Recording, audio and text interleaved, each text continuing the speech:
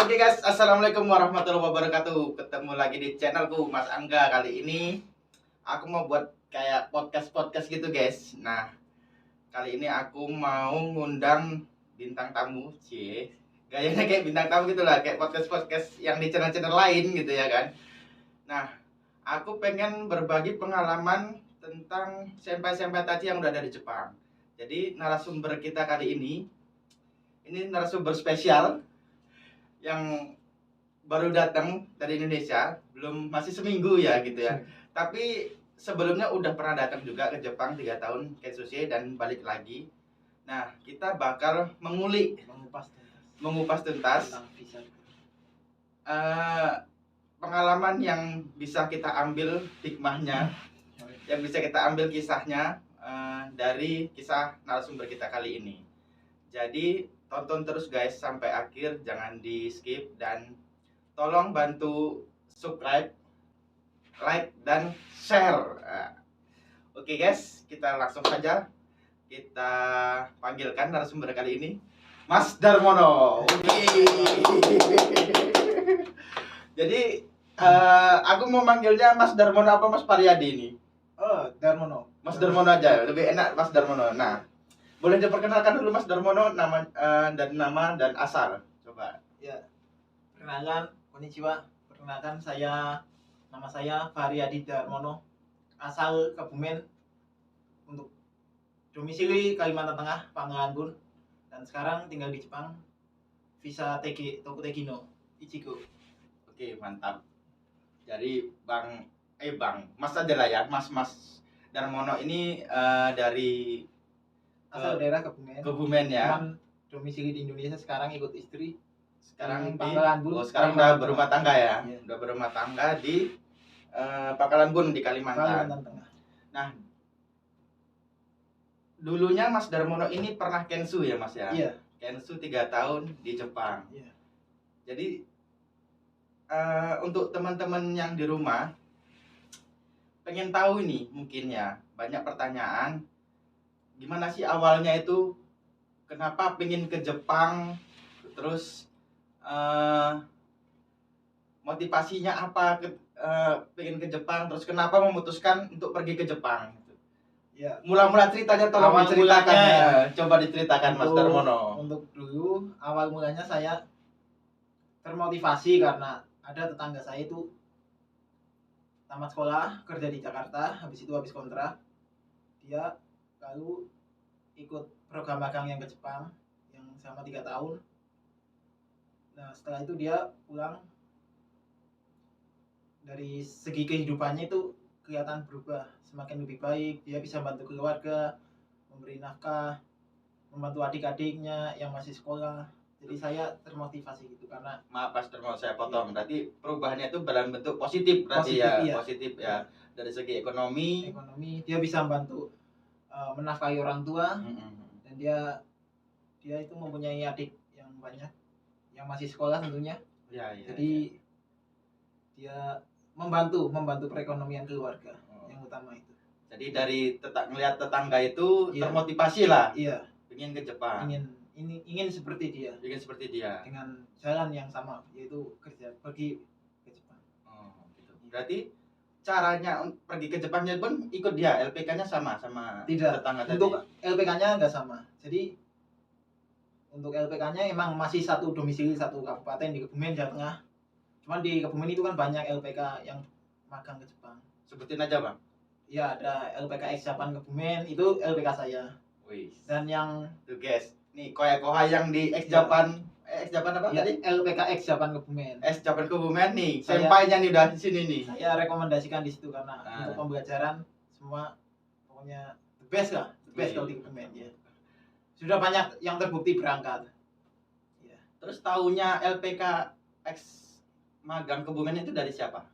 Pada saat itu kan awal mula saya tertarik untuk segera ikut program magang ke Jepang. Jadi kalau nggak salah tahun 2016 itu ada info dari Disnaker Kabupaten Kebumen, Disnaker Tran Kabupaten Kebumen, yaitu bahwa Kabupaten Kebumen yang pada tahun 2016 itu menyelenggarakan program magang ke Jepang, membuka tes untuk program magang ke Jepang, program IM Japan yang kerjasama dengan Kemenaker Trans, itu baru pertama kali menyelenggarakan tes program magang di Kabupaten Kebumen yang untuk Pertama kali, 2016 pertama kali itu ya? 2016 ya. Ketika itu Mas Darmono umur berapa?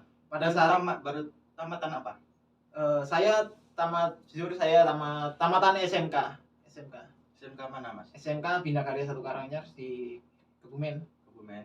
Ya, pada saat itu saya mau mendaftar program, umur saya udah 22 tahun. Oh, udah kaset berarti. Iya, Berarti sebelum daftar itu udah kerja dulu. sebelum itu saya sudah sempat bekerja, jadi tamat sekolah dari Kebumen. Saya memutuskan untuk merantau ke Pulau Kalimantan. Itu di Kalimantan Tengah. Sempat dari 2012 sampai 2016. Pertengahan 2016 saya pulang. Saya resign dari kerjaan saya yang dulu. Nah, ini yang menarik ini. Ya. Nah, ini yang menarik nih, guys. Jadi kan di Indonesia tuh kan udah dapat pekerjaan. iya, Seharusnya udah enak dong. Kenapa memilih ke Jepang? Gitu. iya. Motivasinya tadi karena lihat tetangga tadi. Iya. Ya untuk yang pertama yang tentunya dulu pekerjaan saya sudah tetap. Sudah karyawan. Udah karyawan lagi. Nah, kenapa memilih pindah? Tempat Resign. iya. Dalam hati saya, dalam pikiran saya itu pokoknya saya ingin sesuatu yang beda, ingin merubah, ingin kehidupan yang beda, yang lebih menantang, yang lebih banyak pengalaman tentunya. Mantap. Iya. Jadi saya Berarti jadi perlu diluruskan ya guys. Jadi kerja di Indonesia itu bukan berarti kita tidak bersyukur atau iya. atau apa ya. Iya. Tapi kita memang menginginkan yang lebih bisa membantu ekonomi keluarga lah Iya, gitu tentunya. intinya ya Mas Darmono. Jadi ya. bukan untuk diri kita sendiri, kita bekerja karena masih ada orang tua. Jadi kita bekerja itu bukan untuk diri kita sendiri, tapi sebisa mungkin harus bisa membantu orang tua dan saudara-saudara yang membutuhkan. Begitu. Bagus sekali Mas Darmono. Iya. Oke, jadi ketika udah masuk LPK itu kira-kira selang berapa waktu lama tes dan lulus? Saya tahun 2016 bulan September, akhir September saya mutusin untuk resign dari pekerjaan saya yang dulu yang di Kalimantan untuk pulang ke Jawa, ke Kebumen. Setelah itu saya mencari info di Facebook kan. Sama dulu di Facebook tentang LPK yang memberangkatkan program magang ke Jepang, jalur IM Japan. Saya nemu LPK X Japan. Saya lalu kontak senseinya yang pemilik LPK-nya bahwa saya minat untuk mendaftar. Jadi awal proses bulan September saya resign, pulang ke Jawa. Oktober daftar di LPK. Untuk tes kebetulan bulan November. Jadi jauh berarti. Iya, selang 2 bulan saya langsung ikut tes itu. Dan itu lulus. Alhamdulillah. Luar biasa. Sekali langsung lulus. Alhamdulillah. Luar biasa guys. Ya. Saya aja dulu dari mulai les sampai tes itu sekitar setengah tahun ya, 6 bulan gitu baru bisa lulus. Ini Mas Doro berarti cuma 2 bulan, 3 bulan ya. Iya. Alhamdulillah saya juga nggak nyangka, soalnya seperti mimpi, karena saya udah berkorban kehilangan pekerjaan, kehilangan gaji tentunya yang tiap bulan sebelumnya diterima. Saya udah nggak punya pendapatan, yang saya nekat dengan uang yang secukupnya untuk pulang ke Jawa untuk ikut tes program magang ke Jepang yang Luar Jepang. biasa sekali Mas Darmono ini perjuangannya. Padahal ya perlu teman-teman ketahui ya, mungkin ya yang Indonesia juga tahu ya gimana proses seleksi IM Japan itu ya. Salah satu memang program yang sangat kibisi untuk seleksinya. Paling kibisi lah kalau kita bilang ya di Indonesia. Karena itu program pemerintah memang resmi kerja sama Kemenaker, jadi satu-satunya program pemagangan yang resmi ketika itu ya. Jadi seleksinya cukup ketat ketika itu, sama kayak seleksi tentara. Tapi Mas Darmono ini selama 3 bulan lulus, luar biasa. Alhamdulillah. Perlu dicontoh nih koi tacis yang ada di Indonesia nih, yang mungkin semangatnya. Ya berkat doa juga ya. Doa orang tua, dorongan keluarga, kakak, tentunya ibu, dan semuanya yang mendukung. Tak lupa juga dari Allah Subhanahu wa Ta'ala yang mantap. mengizinkan. Oke Mas Darmo. Terus udah masuk LPK nih, tadi udah tes lulus. Iya. Kemudian dari mulai lulus itu kan pasti ada pelatihan Platda sama Platnas ya. Iya. Pelatihan daerah sama pelatihan nasional. Iya. Tapi kan ada masa tunggunya tuh. Ada. Itu berapa bulan? Kalau nggak salah dulu sebelum masuk ke Peladi itu sekitar 6 bulanan. Oh jauh. Iya, malah nunggunya yang lama iya, ya. jadi setelah kita lolos, dinyatakan lolos tes seleksi, nanti ada Pemanggilan. tahap berikutnya itu tes medikal. Itu sekitar 2 minggu setelah lolos seleksi, nanti ada tes medikal, tes MCU, medical check up lengkap dari semuanya, pokoknya diperiksa semua. Dulu saya medikalnya di Klinik Permata Semarang, itu yang paling recommended. Itu sudah IM Japan emang sudah kerja sama Klinik Permata Semarang. Ya udah. Jadi 6 bulan ini. Iya. Masa tunggunya masuk Platda, jadi di Platda 2 bulan. Iya. Kemudian langsung ke Platnas atau nunggu lagi? Enggak, langsung. Langsung ke Platnas 2 bulan lagi. Tapi sebelumnya itu kan ada tes Kakuning, tes bahasa juga. Ya, cuman kan itu nggak lama kan? Enggak lama. Iya. Sekitar 6 bulan baru kita ke Platda. Iya. Kemudian setelah Platda langsung 2 bulan. Setelah Platda 2 bulan lanjut ke Platnas. Platnas itu nggak ada jeda. Nggak ada Jeda, berarti langsung. Iya. Platnas 2 bulan lagi ya. 2 bulan.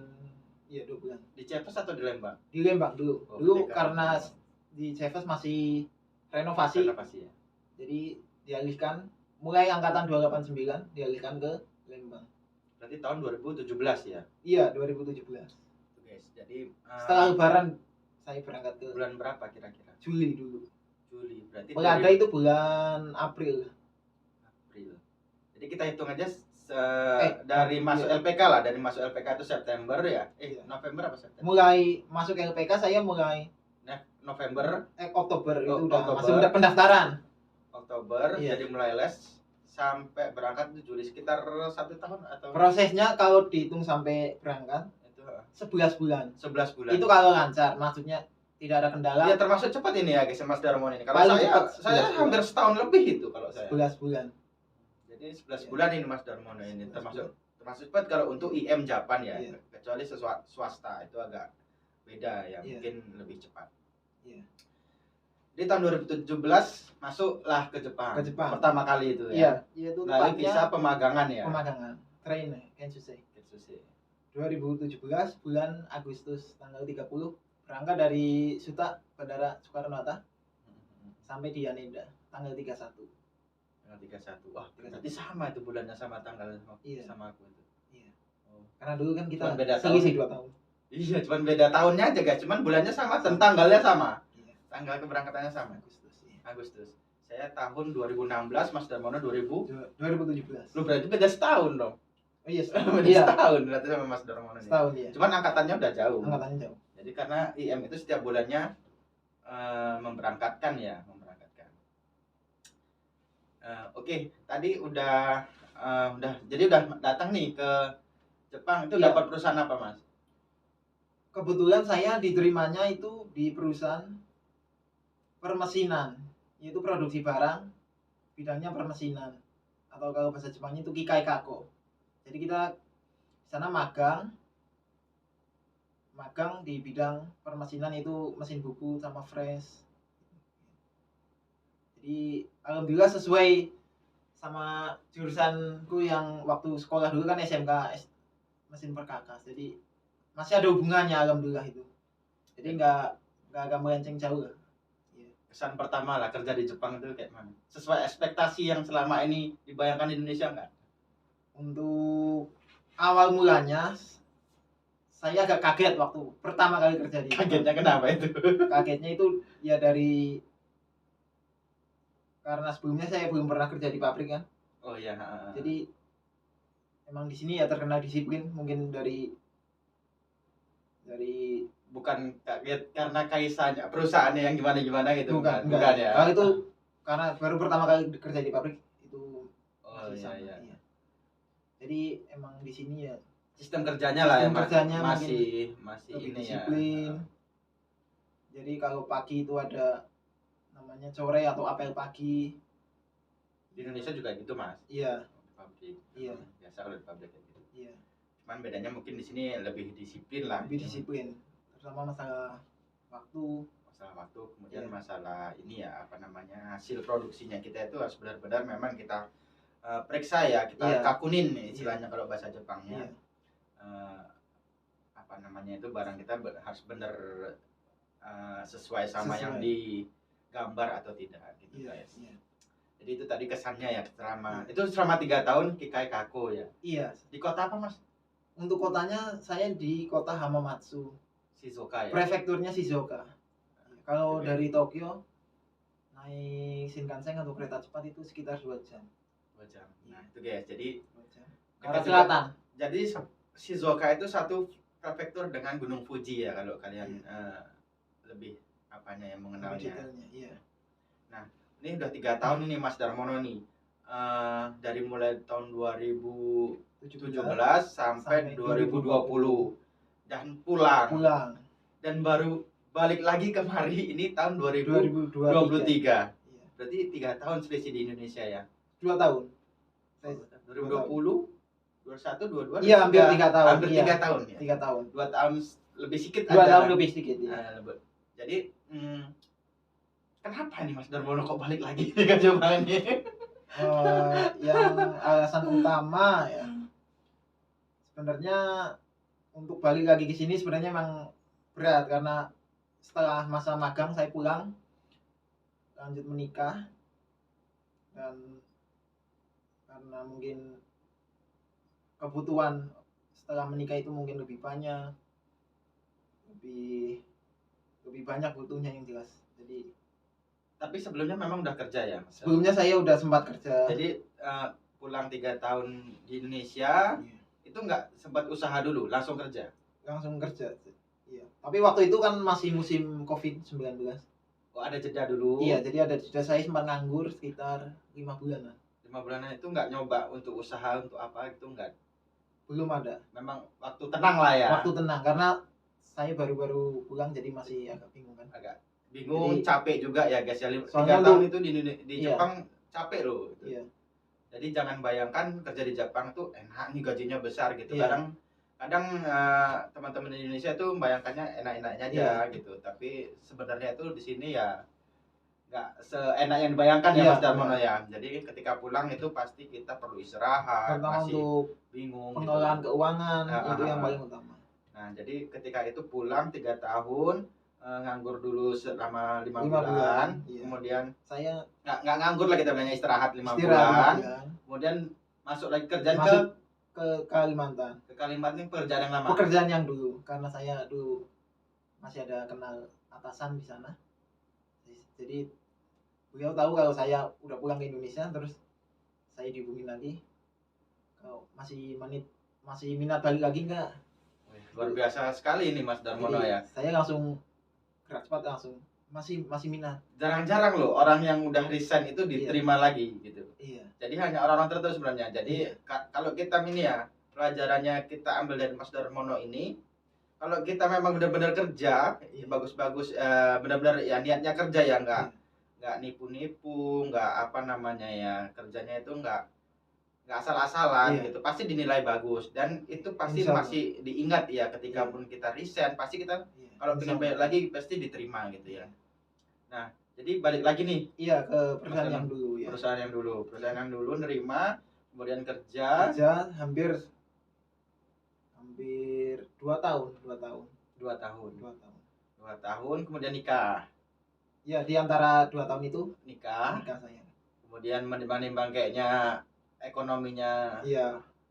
Untuk kehidupan kedepannya karena kita kan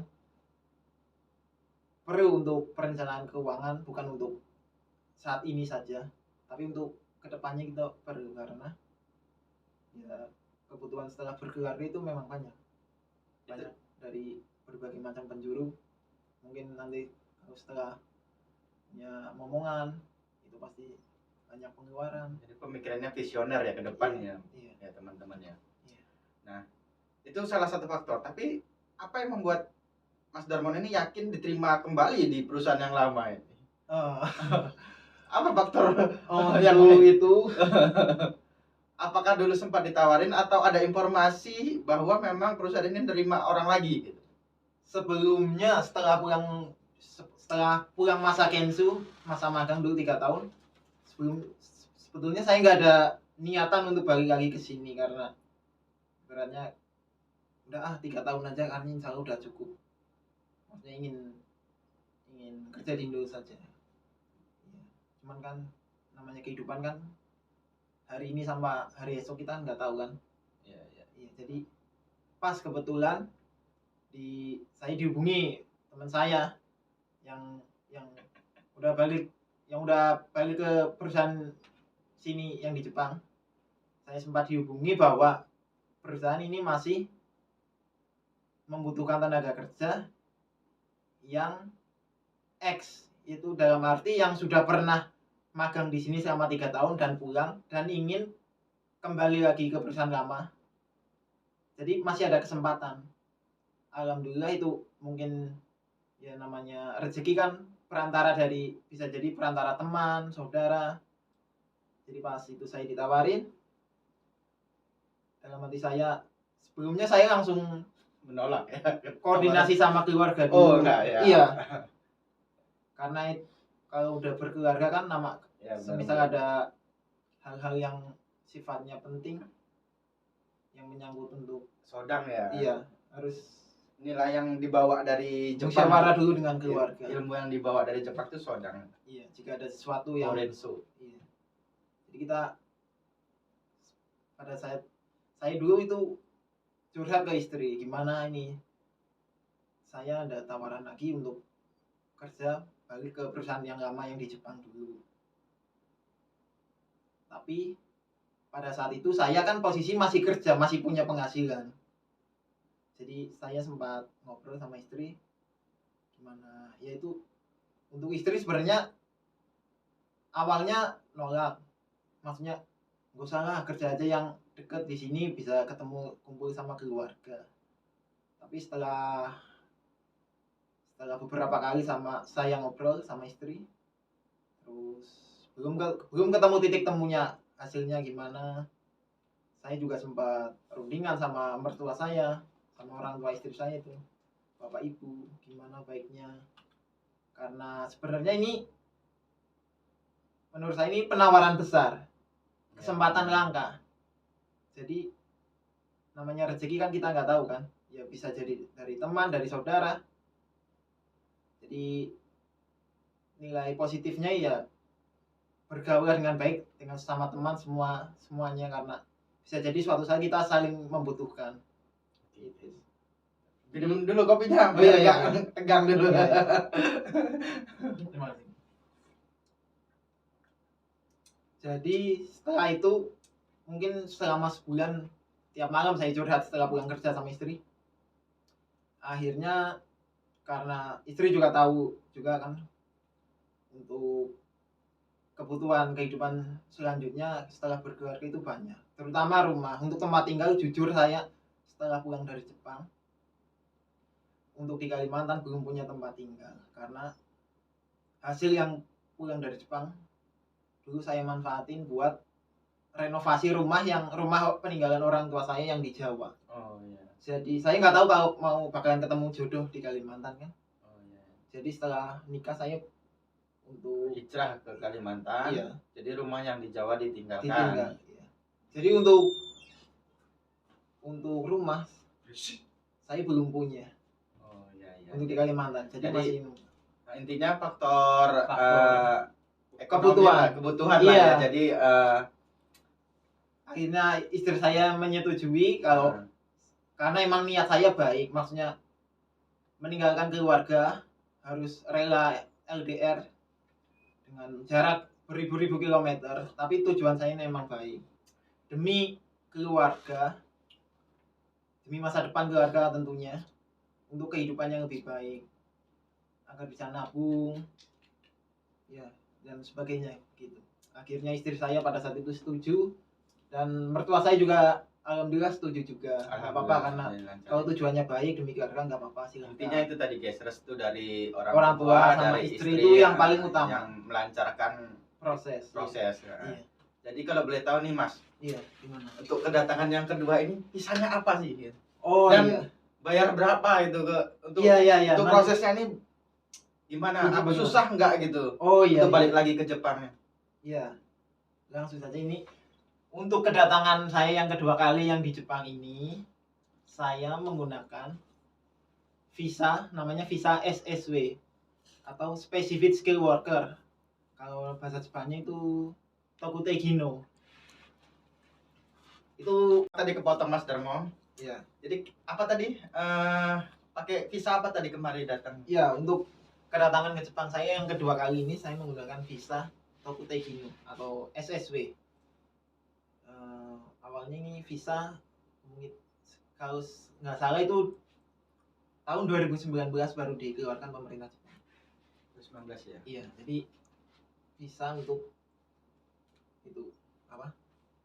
Specific skill Berarti udah worker. nggak magang lagi ceritanya ya. Iya, jadi pekerja berketerampilan khusus. Nah, untuk visa itu kan berketerampilan khusus itu banyak macam bidangnya. Termasuk Kikaikako atau permesinan. Kontraknya berapa tahun Mas? Untuk kontrak awal itu per tahun. Per tahun. Iya. Selama 5 tahun. setelah Karena 5 visa tahun. SSW ini ada tahapan jadi TG1, Ichigo, sama TG2, Nigo. Untuk Kikaikako udah ada belum untuk Nigonya? Untuk Nigonya kalau nggak salah belum ada. Belum ada ya. Karena baru ada itu Genba. Nigo, Genba. Terus tadi prosesnya itu gimana? Susah nggak Mas? Atau terus butuh biaya berapa untuk balik lagi kemarin? Untuk prosesnya karena semua mungkin untuk proses balik ke perusahaan lama saya ini nggak lewat LPK, jadi bisa dibilang proses mandiri. Tapi dari pihak Kaisa, dari pihak perusahaan di Jepang memberi arahan untuk prosesnya, semisal untuk mengurus visa begini, nanti tahapnya begini, nanti kita dikirimin namanya COE atau eligibility. Jadi prosesnya selama di Indo emang saya mandiri untuk kesana sini ngurus sendiri, sampai ke Jakarta ngurus visa, bikin paspor, dan ngurus EKTLN. Kurang lebih berapa bulan untuk prosesnya? Prosesnya untuk saya dari mulai awal proses itu bulan Agustus 2022 sampai Agustus ya. iya, sampai nunggu COE itu sampai Desember. Dan Dan ngurus visa itu awal Januari. Awal bulan ini, bulan Januari. Jadi Januari Mulai tanggal berapa Mas kemarin?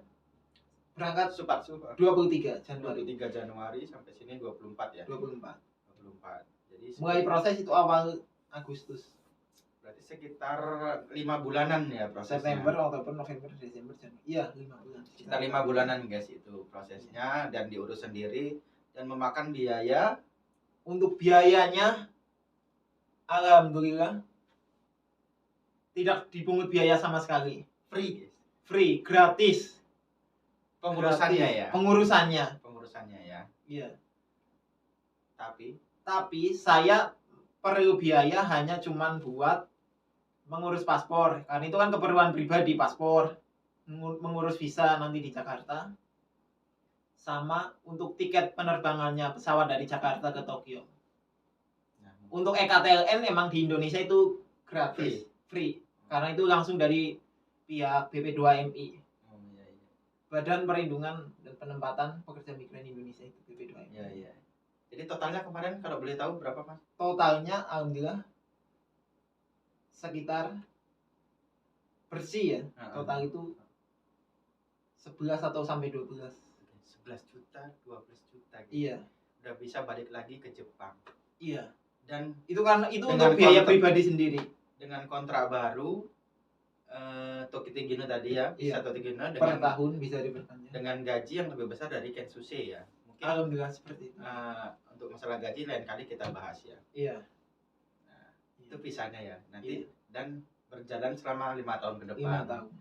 Jadi mungkin di pertanyaan terakhir nih Mas Darmono Iya. nih, untuk teman-teman yang ada di rumah gitu Iya. kan, yang masih mau ke Jepang.